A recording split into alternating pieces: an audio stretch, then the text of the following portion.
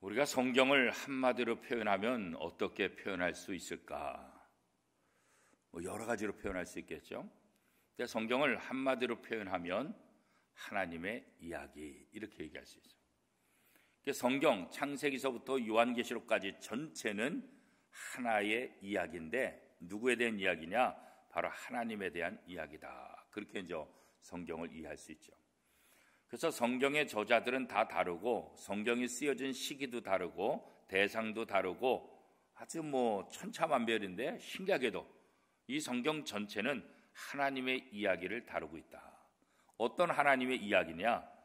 하나님께서 독생자 예수 그리스도를 이 땅에 보내시고 죄인들을 살리시고 구원하시는 바로 그 예수 그리스도를 통한 하나님의 구원 계획에 대한 이야기다. 이렇게 얘기할 수 있죠. 우리 교회도 지금 50년의 역사를 가지고 있고 또 50년사를 지금 작업하려고 하고 있습니다. 이 세상에는 이 역사, 이게 굉장히 중요해요. 이 세상에서 역사 그러면 어떤 의미를 갖고 있느냐? 다른 것 없어요. 인류 사회의 변천과 흥망의 과정, 또 지나간 시대에 남긴 기록물들, 그리고 이를 연구하는 학문 분야, 이런 것을 역사다, 이렇게 이제 이야기를 하고 있어요. 세계적으로 유명한 역사학자 이에치 카, 에드워드 카는 그가 쓴 책 역사란 무엇인가, 이 책에 보면 역사에 대해서 아주 잘 정의를 하고 있죠. 그래서 대부분 역사에 대한 이야기를 할 때는 이 에드워드 카가 쓴 역사란 무엇인가, 이 정의를 대부분 인용을 하고 있어요. 이 역사란 무엇인가 책에서 에드워드 카는 역사가 뭐냐? 역사는 역사가와 사실 사이에서 일어나는 상호작용의 계속적인 과정이며 현재와 과거 사이에 끊임없는 대화이다. 우리가 이 이야기를 많이 들었을 거예요, 그죠? 현재와 과거 사이에 끊임없는 대화, 이게 바로 역사다. 그래서 과거의 기록이 굉장히 중요한 거예요. 그래서 현재의 기록도 굉장히 중요해요. 앞으로 일어날 것에 대한 그런 기록도 굉장히 중요해요. 그래서 예전부터 이 역사를 잘 기록하는 나라가 굉장히 중요한 거예요. 역사를 잘 기록해야만 후대들이 그 역사를 통해서 후대 사람들이 그 미래를 내다볼 수 있는 거예요. 그러니까 미래는 그냥 내려다볼 수 있는 것이 아니라 이 과거를 통해서 미래를 볼 수 있다. 왜요? 이 역사는 언제나 이게 돌기 때문에 그런 거예요. 그래서 우리가 구약 성경, 옛날 이야기야, 그렇게 치부하지 않아요. 구약 성경이 오늘 우리에게 얼마나 중요한 이야기인지 너무나 잘 알고 있어요. 신약 성경 2000년 전 이야기도 2000년 전 이야기야, 그렇게 치부할 수 없어요. 2000년 전 이야기지만 이것이 현실, 오늘 우리 시대에 있어서 얼마나 중요한지를 우리가 잘 알고 있기 때문에 그래요. 그래서 역사를 버리면 안 돼요. 종종 독재자들이 나타나면 역사를 말살하려고 그래요. 왜 그러냐면 자기로부터 시작하려고, 자기의 역사를 만들려고, 과거의 역사를 무시해버리고 자기의 역사만 만들려고 하는 거예요. 그래서 이 역사를 갖다 함부로 지우면 안 되는 거예요. 그러니까 우리나라도 보면 지금도 지금 현 정권들이 과거 역사를 자꾸 바꾸려고 하고 없애려고 하는 그런 모습들이 현재에도 많이 일어나고 있잖아요. 어떤 정부가 어떤 당이 여당이 되느냐에 따라 상관없이 그런 모습들이 있어요. 그런데 조선시대 같은 경우에도 보면 왕은 그 역사를 기록하는 것을 자기가 볼 수 없게 만들어요. 왕이 그것을 보게 되면 다 없애라 이렇게 말할 수도 있으니까. 우리나라도 지금 법이 정해졌다네. 대통령 재임 기간에 있었던 모든 것들은 대통령 기록물실로 옮겨가는 거예요. 그래서 30년이면 30년 이렇게 보관하고 후대에 그것을 볼 수 있도록. 근데 요즘 우리나라 정치를 보면 이 정치권에 의해서, 정당에 의해서 지금 보자는 거예요. 지금 보자는 거예요. 어떻게 기록인데 지금 보자는 거예요. 이건 아주 몰상식하는 거예요. 과거의 역사들을 그래서 잘 기록을 해야 돼요. 왜냐하면 지금 보면은 지금 정권 잡은 사람에 의해서 이게 막 바뀌는 거예요. 그래서 역사가 아니라 이상하게 만드는 거예요. 우리나라도 조선실록 이런 것들이 굉장히 중요하잖아요. 왕들이 그것을 함부로 할 수 없도록 만들었다고요. 그래서 후대가 그 모든 역사들을 평가할 수 있도록 그렇게 만들었다. 그런 면에서 역사는 굉장히 중요한 거죠. 이 역사를 영어로는 히스토리 그렇게 얘기하잖아요. 이 히스토리는 his story, 그의 이야기 그렇게 얘기되는데, 이 서양에서 히스토리 이것은 결국 뭐냐?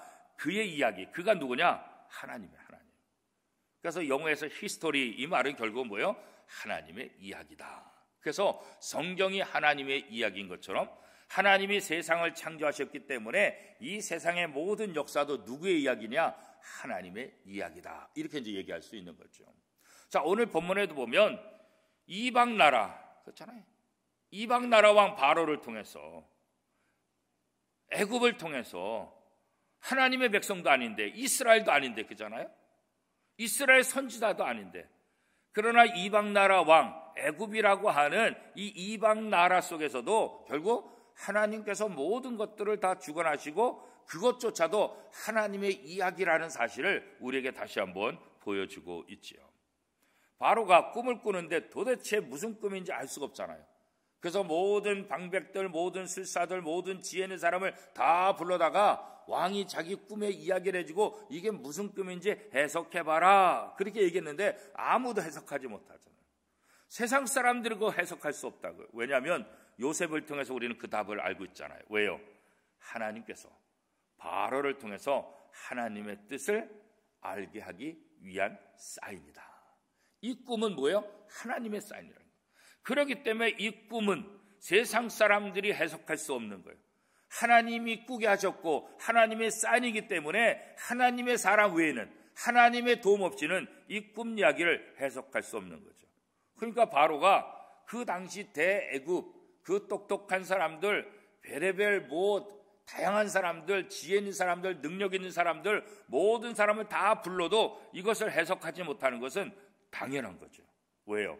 하나님이 꾸게 하셨기 때문에.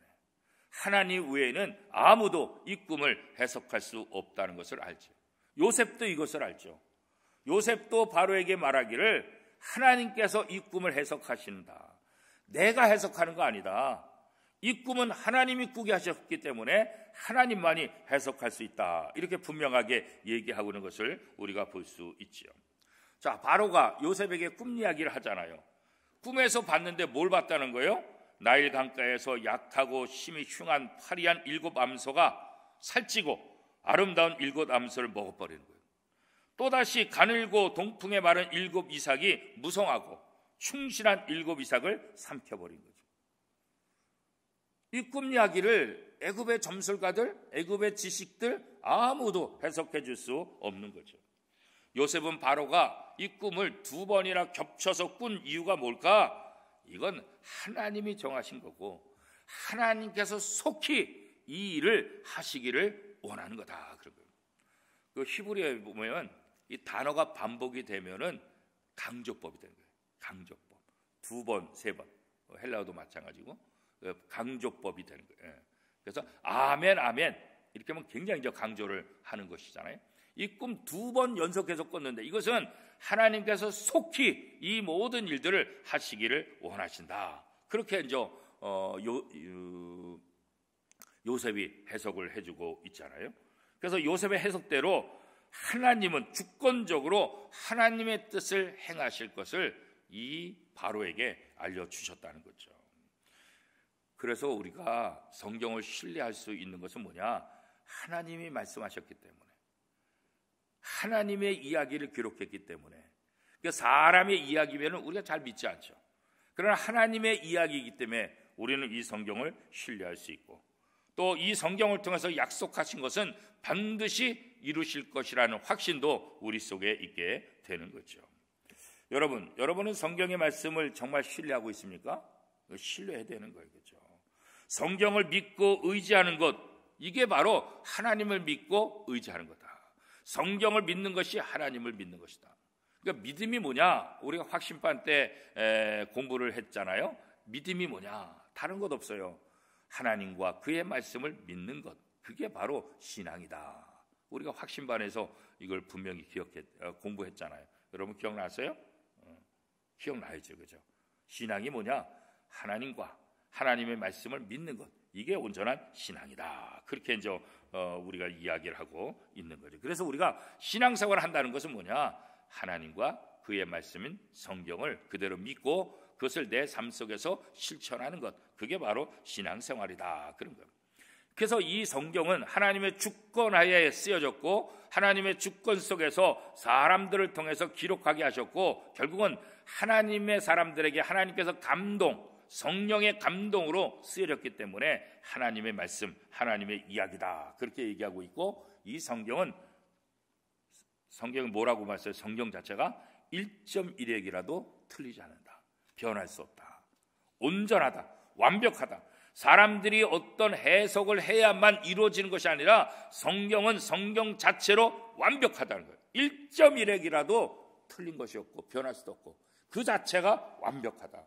그렇기 때문에 우리는 성경을 믿는 거예요. 성경보다 더 완벽한 것은 이 땅에 없다는 거죠. 성경을 기록하신 목적은 뭘까? 다른 것 아니에요. 하나님의 뜻을 세상에 알리기 위함, 하나님의 계획을 세상에 알리기 위함. 하나님께서 바로에게 비슷한 꿈을 반복적으로 꾸게 하신 것이 뭘까?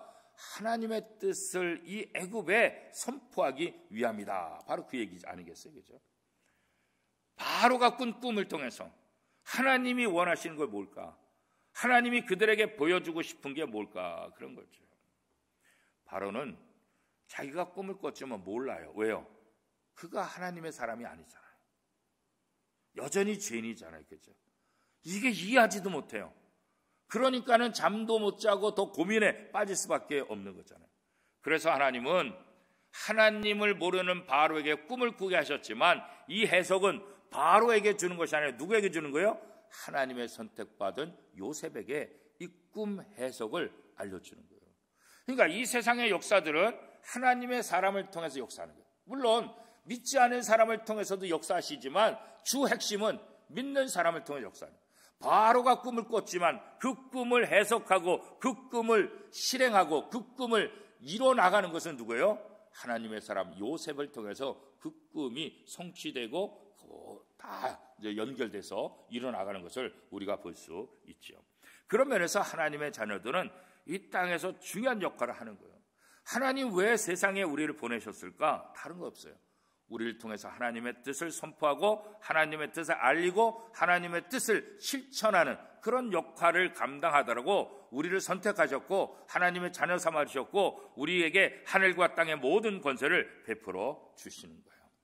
그러니까 하나님이 원하시는 것은 이 땅의 사람들이 하나님을 모르기 때문에 하나님의 사람들을 통해서 하나님의 뜻을 이 땅의 모든 사람들에게 알게 하는 것, 그걸 계시라고 그러죠. 감춰뒀던 것을 보게 한다. 그래서 하나님을 모르는 사람들은 하나님의 뜻을 모르잖아요. 감춰져 있는 거죠. 그래서 하나님의 사람을 통해서 죄인들에게 감춰졌던 그 하나님의 진리를 열어서 그들에게 보여주고 그들에게 알려주는 거죠. 그래서 오늘 하나님의 자녀들 우리들이 이 땅에서의 가장 중요한 사역은 바로 하나님의 뜻을 세상에 알려주는 거다. 그러기 위해서 우리에게 필요한 건 뭐예요? 성경을 부지런히 묵상하고 공부하는 거예요. 왜요? 성경이 하나님의 이야기인데 하나님은 성경에 기록된 하나님의 이야기를 세상 사람들에게 깨닫게 해주고 알려주기를 원하는데 먼저 믿은 우리가 성경을 공부하지 않고 이 말씀을 알려주지 않으면 어떻게 하겠어요? 안 되는 거잖아요. 그죠? 하나님이 우리를 부르신 목적이 안 되는 거잖아요. 그죠? 그래서 우리는 성경을 부지런히 공부해야 돼요. 그래서 그 깨달은 말씀을 믿지 않은 사람들에게 알려주고 또 알려주고 그 역할을 하게 되는 거죠. 요셉은 바로에게 하나님이 하실 일을 보이시는 것이다 이렇게 말했잖아요. 이게 도대체 뭔지 모르겠다. 이 꿈이요, 하나님이 왕에게 하나님의 뜻을 하나님이 이루시고자 하는 것들을 알리기 위해서 당신에게 꿈으로 알려주신 것입니다. 그렇게 얘기하는 거죠. 그래서 결국은 뭐예요? 이 7년의 풍년과 7년의 흉년이 다가올 것을 이야기하고 있는 거죠. 앞으로 이제 7년 동안 풍년이 올 것입니다. 그리고 7년 후에는 흉년이 올 것입니다. 자, 그럼 그거 어떻게 하냐? 이 풍년 7년 동안 잘 준비하고 대비해서 앞으로 다가올 7년의 흉년을 잘 이겨나가야 됩니다. 그거 어떤 방법으로 해야 될까? 그렇잖아요. 그죠? 바로 입장에서는 잘 알 수 없잖아요. 그러니까 누구보다도 이 꿈에 대해서 가장 잘 아는 누구예요? 요셉에게 이 모든 일을 맡기면 될 것이다. 그래가지고 요셉에게 전권을 줘서 7년의 풍년을 어떻게 준비할 것인지, 이후에 다가올 7년의 흉년을 어떻게 대비할 것인지, 그것을 전권을 줘서 이 요셉이 그 모든 것들을 맡아서 할 수 있도록 하게 되는 거죠. 바로는 애굽의 주관자잖아요. 애굽의 주권자, 애굽의 왕이잖아요. 그런데 바로가 모든 것들을 다스리나요? 그렇지 않아요. 하나님께서 다스린다는 것을 이 바로의 꿈과 요셉의 이야기를 통해서도 우리가 다시 한번 알 수가 있는 거죠. 만물의 주관자가, 바로가 애굽의 모든 것들을 다스리는 것 같지만 만물의 주관자, 이 세상의 창조주 하나님이 애굽도 다스리고 애굽도 주관하신다는 사실을 이 꿈을 이야기를 통해서 우리에게 다시 한번 보여주는 거죠. 애국과 같이 한 나라뿐만 아니라 전 세계 모든 민족의 흥망성쇠를 하나님이 주관하신다. 하나님이 다스리신다. 자, 여기서 우리가 또 한 가지 생각할 것은 무엇인가? 하나님이 우리 인생도 주관하신다는 사실을 알아야 돼요. 하나님은 애국만이 아니라 어떤 나라들만 아니라 개인 우리의 인생도 하나님의 주권화 속에서 이루어 가시기를, 우리의 주인이 되시고 우리를 통해서 하나님의 그 주권이 이 땅에 이루어지기를 원하고 계시다는 거예요. 그런 면에서 우리는 우리의 주권을 내가 갖는 것이 아니라, 내가 주인이 아니라 하나님께 맡겨야 돼요. 하나님, 나를 다스려 주세요. 그죠? 헌신이라는 단어가 뭐냐? 하나님 앞에 내 이름을 사인하고 백지로 하나님 앞에 드리는 것, 그게 헌신이라는 거예요. 그게 참된 헌신. 내가 뭐 하겠습니다, 그게 아니라 내가 무엇을 할지 하나님이 정해주시면 저는 그대로 따르겠습니다. 그래서 백지에다가 내가 사인, 김승민 사인해서 하나님, 그 내용은 누가 쓰는 거예요? 하나님이 쓰는 거예요. 이게 진짜 헌신이라는 거예요. 내가 좋아하는 것 하는 게 헌신이 아니라, 내가 싫어하는 걸 안 하는 것, 그게 아니라, 내가 싫어하고 좋아하는 이게 중요한 것이 아니라 뭐가 중요한 거예요? 하나님이 내게 원하시는 것, 이게 중요한 거예요. 무엇이든지 하나님이 내게 원하시는 것, 나는 거기에 철저히 순종하겠습니다. 그래서 백지에 내 이름을 써서 사인해서 하나님 앞에 드리는 것, 이게 온전한 헌신이다. 이렇게 이제 이야기를 하게 되는 거죠. 그래요. 하나님은 강한 나라, 강한 사람, 유능한 사람, 유명한 사람만 다스리시는 분이 아니라 나같이 연약한 사람도 다스리시기를 원합니다. 나를 통해서도 하나님의 뜻이 이 땅에 이루어져요. 대애굽, 그 애굽을 통해서 하나님의 뜻을 선포하기를 원하시지만 또 작은 연약한 나 같은 죄인에게도 하나님께서 함께 하셔서 나를 통해서도 하나님의 뜻이 온 땅에 증거되기를 원하고 있다는 거죠. 그래서 하나님의 자녀들은 이 세상의 모든 만물의 주권자가 누구냐? 하나님이시다. 이걸 믿는 사람이 하나님의 자녀예요. 아무나 하나님의 자녀가 아니에요. 하나님의 주권을 믿지 못한다고 한다면 하나님의 자녀다, 이렇게 얘기할 수 없죠. 하나님의 뜻에 따라서 모든 것이 움직인다. 하나님의 뜻 안에서 모든 것들이 가려진다. 이것을 믿는, 하나님의 주권을 믿는 거, 이게 하나님의 자녀의 가장 중요한 거예요. 그래서 나도 이 하나님의 주권하에 있다. 그래서 하나님의 말씀을 통해서 내 인생도 내가 온전히 하나님 앞에 드리는 인생이 되어야 된다. 이것을 우리가 다시 한번 좀 생각해 봐야 되는 거죠.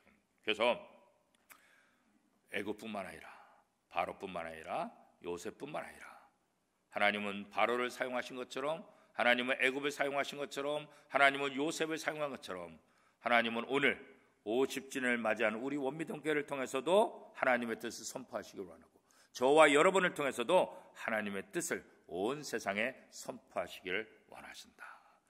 하나님이 하실 일을 하나님이 정하시는 거예요. 하나님께서 알려주시는 거예요. 그리고 우리를 통해서 하나님이 하실 일들을 하나씩 하나씩 해나가시는 거죠.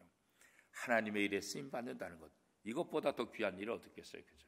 2023년도에는 하나님께서 바로를 사용하시듯이, 요셉을 사용하시듯이 우리 원미동교회를 사용하시고 저와 여러분을 사용하시는 은혜의 해가 될 수 있기를 축복합니다. 그래서 하나님 앞에 쓰임받는다는 것, 이 기쁨과 감격을 가지고 2023년도 정말 기쁨과 행복의 한 해가 될 수 있기를 축복합니다.